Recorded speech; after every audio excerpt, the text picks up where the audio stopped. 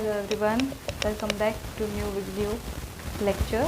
So chapter number 2માં આપણે લોકોએ લાસ્ટમાં શું કરેલું હતું? કૃત્રિમ સંવર્ધન. બરાબર છે. કૃત્રિમ સંવર્ધન પછી હવેનો જે પોઈન્ટ છે એ પણ ઇમ્પોર્ટન્ટ છે. એ આજે જે આપણે પોઈન્ટ સ્ટાર્ટ કરવાના છીએ એ છે બેવડું ફલન. જે સ્ટાર્ટ કરતાની સાથે જ માર્કરને ખબર નહીં શું થઈ ગયું.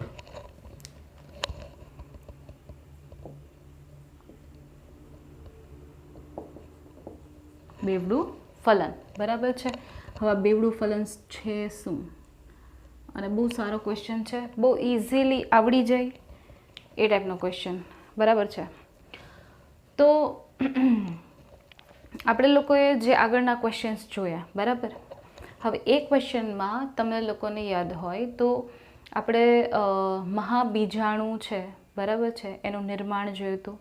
અને મહાબીજાણુનું નિર્માણ થયા પછી એમાંથી એક બીજાણુ જે છે એમાંથી જે જન્યુજનક અવસ્થા છે એટલે કે ભ્રૂણપુટનું નિર્માણ થતું હતું. બરાબર. તો આપણે અત્યારે એ ભ્રૂણપુટ છે એમાં જ ફલનની ઘટના આપણે જોવાના છીએ. બરાબર છે. તો એના માટે પહેલાં તમને અંડકની આકૃતિ યાદ હોવી જોઈએ. કયા કોષો કેટલા ક્યાં છે એ ખબર હોવી જોઈએ. તો યાદ કરો, ભ્રૂણપુટવાળી આકૃતિ જે હતી 7 કોષીય અને 8 કોષ કેન્દ્રવાળી રચના. બરાબર છે. ચલો એકવાર ડ્રો કરી લઈએ.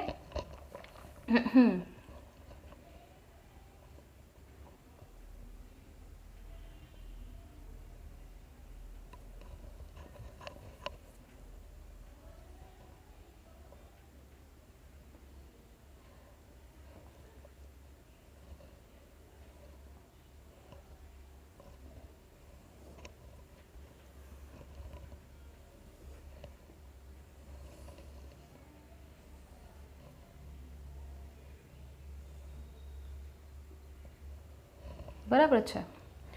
હવે બેવડા ફલનમાં આપણે જે આગળના લેક્ચરમાં જે ક્વેશ્ચન ભણ્યા, પરાગાસન અને પરાગરજ વચ્ચે કંઈક આંતરક્રિયા થતી હતી, અથવા તો સ્ત્રી કેસર અને પરાગરજ વચ્ચેની આંતરક્રિયા, તમે એવું પણ કહી શકો. તો એ જે આંતરક્રિયા હતી એમાં આપણે ક્યાં સુધી જોયું હતું? એમાં આપણે અહીંયા સુધી જોયું હતું કે ભાઈ આ રચના આટલી હતી, આ થઈ ગયું જરાયુ. બરાબર. જરાયુમાંથી નીકળો અંડક.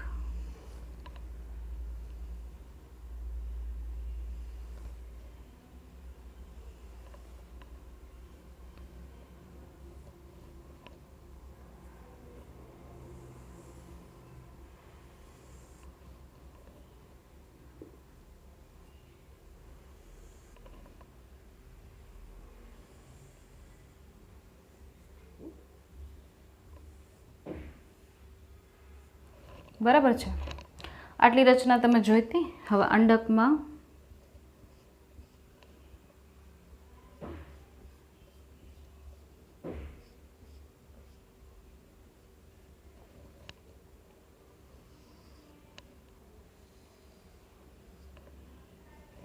આ રીતની કંઈક રચના છે, જોઈ લો.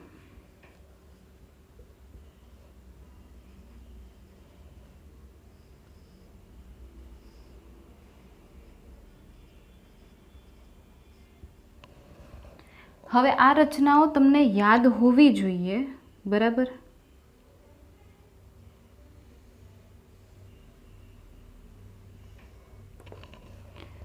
તો હું તમને યાદ કરાવી દઉં. અહીંયા હતું પરાગરજ. બરાબર.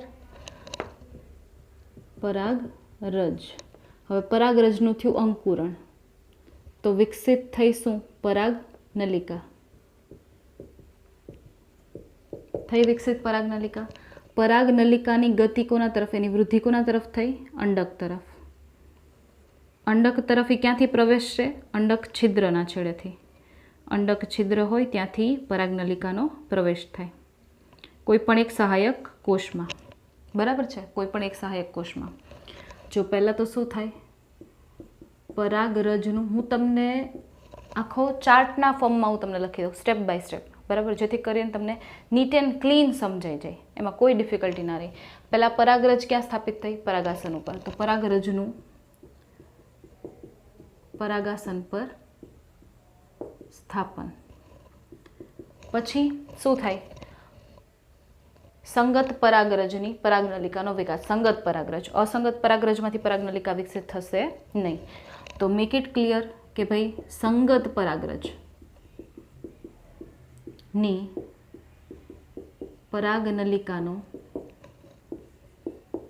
નલિકાની વૃદ્ધિ થાય. વૃદ્ધિ. હવે શું થાય?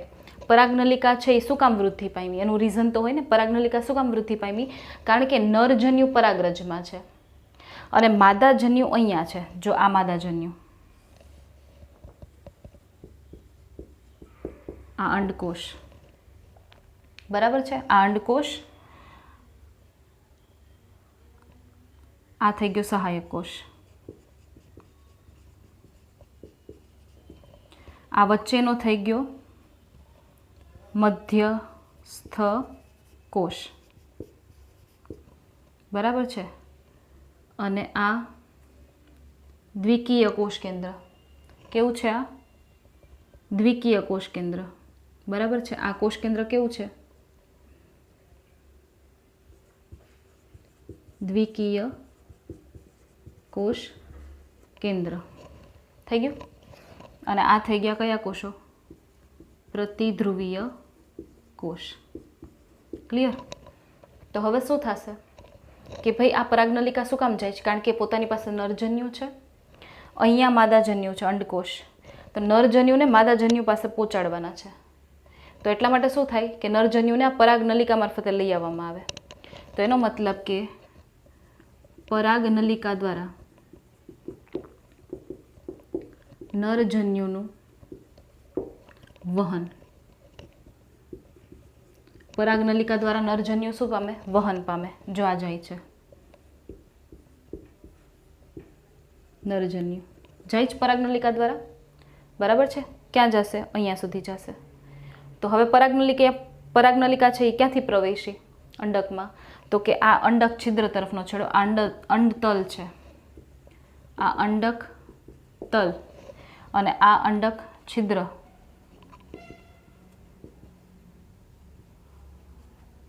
બરાબર. તો અંડક છિદ્રના છેડેથી પરાગનલિકા છે એ અંડકમાં પ્રવેશી ગઈ. અંડક છિદ્રના ભાગેથી પરાગનલિકાનો અંડકમાં પ્રવેશ. અંડકમાં એ પહેલાં શેમાં પ્રવેશે? તો કે કોઈ પણ એક સહાયક કોષમાં. કોના દ્વારા? તો કે જો આ તંતુમય પ્રસાધન છે ને, આ જો આ તંતુમય પ્રસાધન, આ ડાર્ક કરી દો. એ તંતુમય પ્રસાધન દ્વારા, બરાબર, એને માર્ગદર્શન આપે અને કોઈ પણ એક સહાયક કોષમાં એ પ્રવેશી જાય.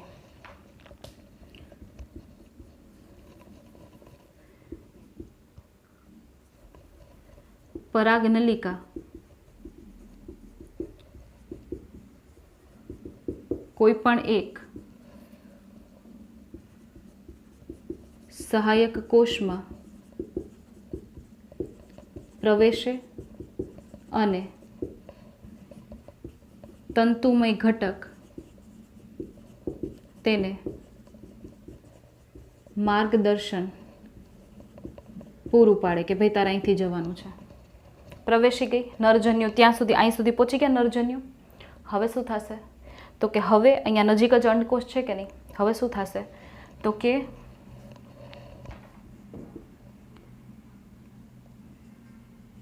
બે નરજન્યુ પરાગનલિકા મારફતે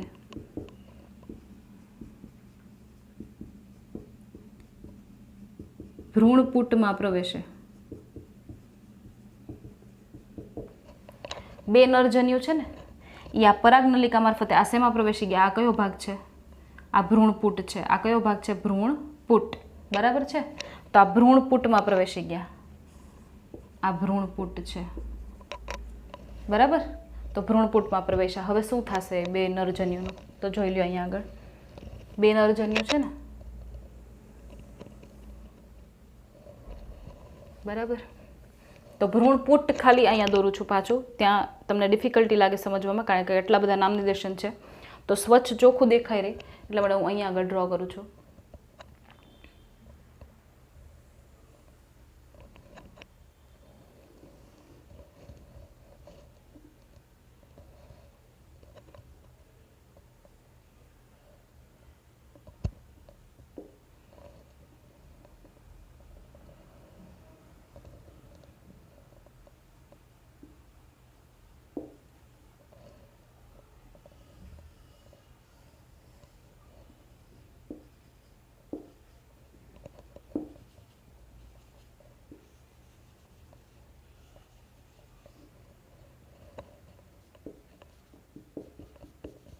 બરાબર, આ ભ્રૂણપૂટ છે. તો હવે શું થશે? 2 નરજન્યુ હતા ને, તો એ 2 નરજન્યુ કોની સાથે જોડાશે એ વાત છે. તો ફર્સ્ટ નરજન્યુ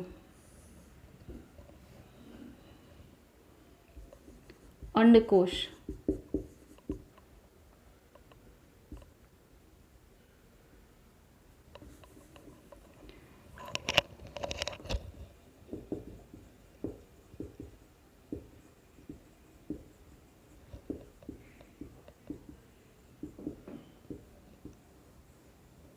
જો મેં શું લખ્યું છે? ફલન બાદ ઉદ્ભવતી રચનાઓ. તો ધારી લો કે ફલન થઈ ગયું, બરાબર છે, ધારી લો કે ફલન થઈ ગયું. કેટલા નરજન્યુ છે? 2 નરજન્યુ. કેવી રીતે ફલન થયું નહીં કહું છું. જો આ જે રચના છે ને, આ એને શું કહેવાય? એને કહેવાય ફલિતાંડ, અથવા તો એને કહેવાય યુગ્મનજ. હવે બની કેમ? તો કે ત્યાં શું હતો એકચ્યુઅલમાં જોઈ લ્યો છીએ. ત્યાં શું હતો? આ કોણ હતો? અંડકોશ હતો ને. તો આ ફલિતાંડ કેમ બન્યો? તો કે ફલિતાંડ બરાબર અંડકોશ કેવો હતો? N પ્રકારનો પ્લસ નરજન્યુ કેવું હતું? N પ્રકારનો. એનો મતલબ કે ફલિતાંડ કેવો થાય? 2N પ્રકારનો. ખબર પડી શું કહું છું? અહીંયા એક અંડકોશ હતો, એ અંડકોશ સાથે 2 નરજન્યુમાંનો એક નરજન્યુ જોડાણો અને એણે આ અંડકોશનું ફલન કર્યું અને એ ફલન પછી અંડકોશને કહેવાય ફલિતાંડ અથવા તો યુગ્મનજ. એનો મતલબ કે ફલિતાંડ કે યુગ્મનજ એટલે અંડકોશ પ્લસ નરજન્યુ. અંડકોશ એટલે કે માદાજન્યુ પ્લસ નરજન્યુ, બરાબર. N + N = 2N. તો દ્વિકીય પ્રકારનો અંડકોશ છે, ફલિત અંડકોશ છે અથવા તો યુગ્મનજ છે અથવા તો ફલિતાંડ છે એ રચાણો. આ પ્રક્રિયાને શું કહેવાય? આ પ્રક્રિયાને કહેવાય સંયુગ્મન, બરાબર.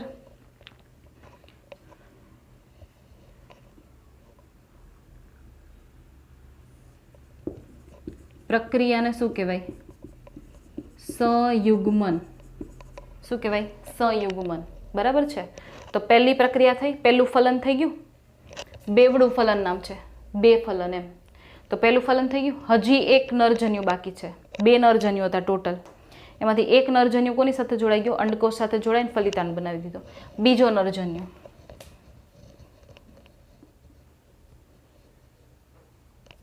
બરાબર, અહીંયા આગળ. તો આ શું છે? તો કે આનું નામ છે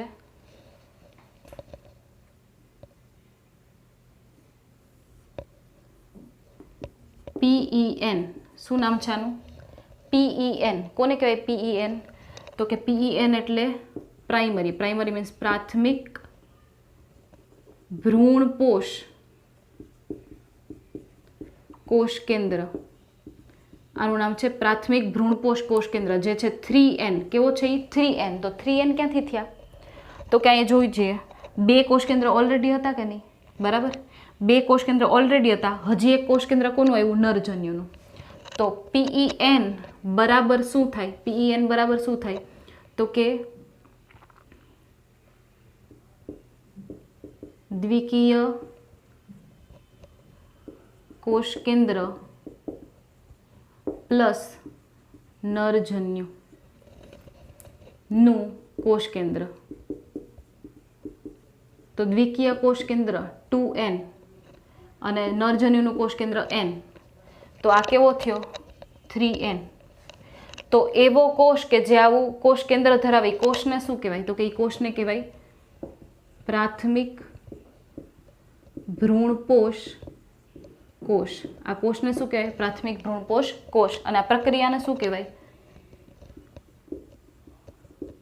પ્રક્રિયાને શું કહેવાય? તો કે એને કહેવાય ત્રિકીય ફલન. ત્રિકીય ફલન, બરાબર. ટ્રિપલ ફ્યુઝન, ત્રિકીય જોડાણ અથવા તો ત્રિકીય ફલન, બરાબર છે. ત્રિકીય જોડાણ. તો ખબર પડી શું થયું?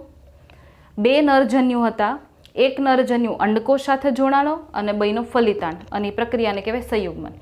બીજો કોષ કેન્દ્ર હતો એ વચ્ચેના જે બે કોષ કેન્દ્ર હતા, વચ્ચેના આ બે કોષ કેન્દ્ર પ્લસ નરજન્યુનું કોષ કેન્દ્ર એ જોડાણું, બરાબર છે. અને એના દ્વારા બન્યો શું? તો કે PEN એટલે કે પ્રાથમિક ભ્રૂણપોષ કોષ કેન્દ્ર, અને એ કોષને કહેવાય પ્રાથમિક ભ્રૂણપોષ કોષ. એક કામ કરો, તમારો સ્ક્રીનશોટ લઈ લો, પછી હું પાછું તમને અહીંયા આગળ શોર્ટમાં લખી દઉં. એ આ બે પ્રક્રિયા છે ને હું આગળ શોર્ટમાં લખી દઉં તમને, બરાબર છે. પહેલાં સ્ક્રીનશોટ લઈ લો.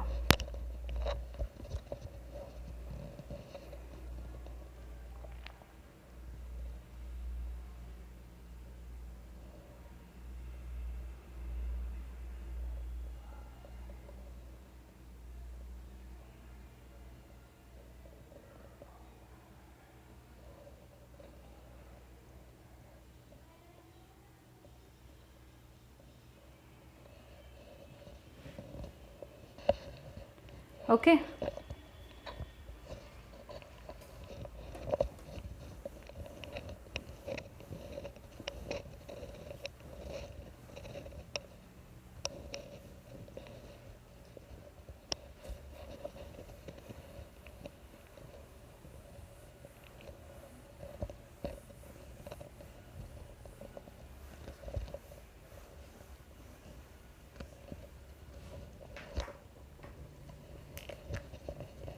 જો બેવડું ફલન એટલે પહેલું સંયુગ્મન અને બીજું ત્રિકીય જોડાણ. સંયુગ્મન એટલે શું થાય? તો કે અંડકોષ જે N પ્રકારનો છે પ્લસ નરજન્યુ જે પણ N પ્રકારનું છે, બરાબર શું થશે? ફલિતાંડ રચાશે. ફલિતાંડ એટલે શું થાય? યુગ્મન જ, જે કેવો છે? 2N પ્રકારનો છે. N + N 2N. ખબર પડી? આ પહેલું ફલન થયું. બીજું ફલન ત્રિકીય જોડાણ થયું. ત્રિકીય જોડાણ ક્યાં? તો વચ્ચે જોવાનું. એક્ઝેક્ટ વચ્ચે શું હતા?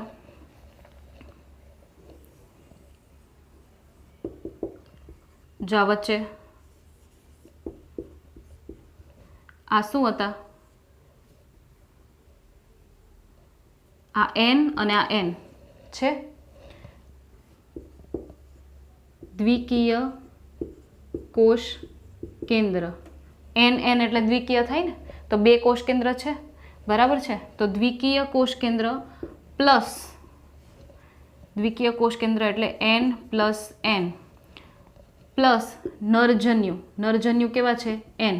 તો N + N + N = 3N = 3N. ખબર પડી? આ બે N પ્લસ નરજન્યુનો N = 3N. તો એના બરાબર શું બને? તો કે કોષનું નામ શું થાય? તો કે કોષનું નામ થાય પ્રાથમિક ભ્રૂણપોષ કોષ, અને કોષ કેન્દ્રનું નામ શું થાય? તો કે પ્રાથમિક ભ્રૂણપોષ કોષ કેન્દ્ર. ખબર પડી? ખ્યાલ આવ્યો? તો એનું શોર્ટકટ. અહીંયા જે અંડકોષ હતો એની સાથે નરજન્યુ જોડાણો, સંયુગ્મનની પ્રક્રિયા દ્વારા ફલિતાંડ રચાણો. અહીંયા જે વચ્ચે બે કોષ કેન્દ્ર હતા એ કોષ કેન્દ્ર સાથે નરજન્યુનું કોષ કેન્દ્ર જોડાણું, અને એમાંથી બન્યો ત્રિકીય, બરાબર. કેવો? ત્રિકીય, ટ્રિપ્લોઇડ, ત્રિકીય પ્રાથમિક ભ્રૂણપોષ કોષ કેન્દ્ર, અને એ કોષને કહેવાય પ્રાથમિક ભ્રૂણપોષ કોષ. ચલો આનો પણ સ્ક્રીનશોટ લઈ લ્યો.